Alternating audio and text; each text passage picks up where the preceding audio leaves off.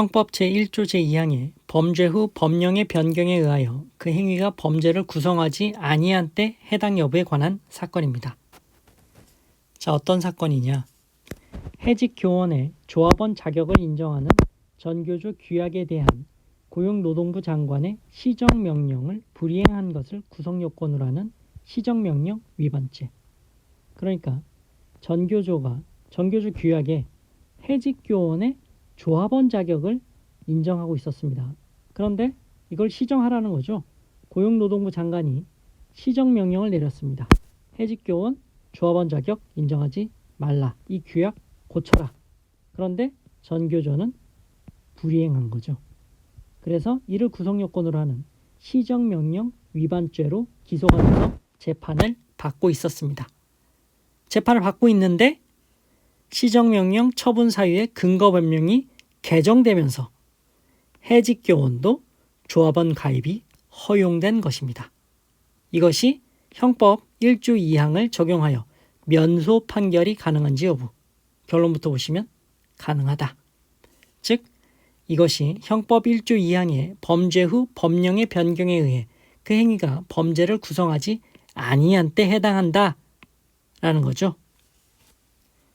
자, 읽어보겠습니다. 노노법 93조 2항 위반죄는 노동조합법 21조 1항에 의한 시정명령을 이행하지 아니한 행위를 처벌함으로써 위 시정명령이 추구하는 행정 목적을 달성하는 것을 보호법익으로 한다.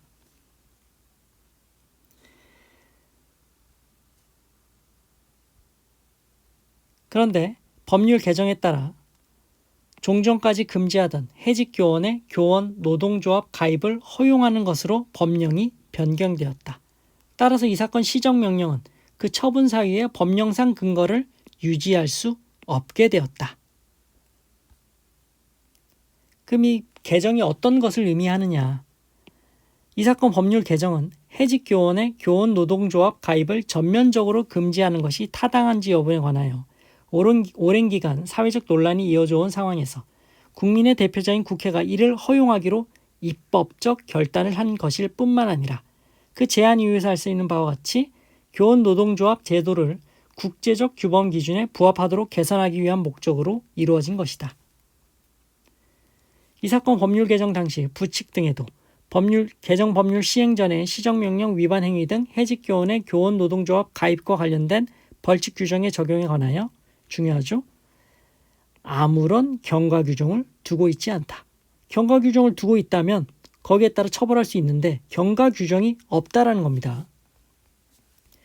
이와 같은 노동조합법 93조 2호 위반죄의 보호법익과 구성요건, 이 사건 시정명령의 경위와 근거 법령, 이 사건 법률 개정의 경위와 내용 등을 종합해보면 이 사건 법률 개정은 법령상 해직교원의 교원 노동조합 가입을 허용하지 아니한 종전의 조치가 부당하였다는 법률 이념의 변천에 따른 것으로서 해직교원에게 조합원 자격을 인정하는 교원 노동조합의 규약에 대해 시정을 명하거나 그 시정명령 위반 행위를 범죄로 인정하고 처벌한 것 역시 부당하였다는 반성적 고려를 전제하고 있다 봄이 상당하므로 이 사건 시정명령 위반 행위는 형법 1조 2항의 범죄 후 법령의 변경에 의해 그 행위가 범죄를 구성하지 아니한 때 해당한다 볼 것이다.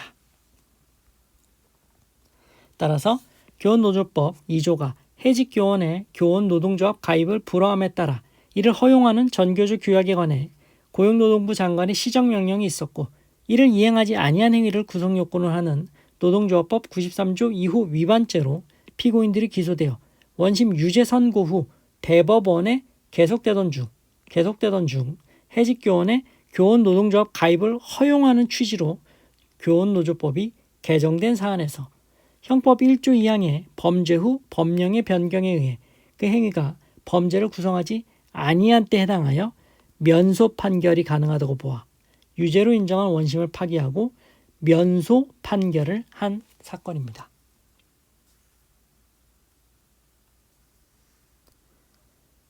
자, 사실관계 결론 위주로 잘 정리해 두시기 바랍니다.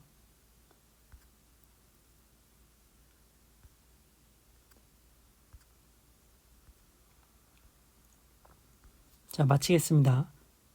고생하셨습니다.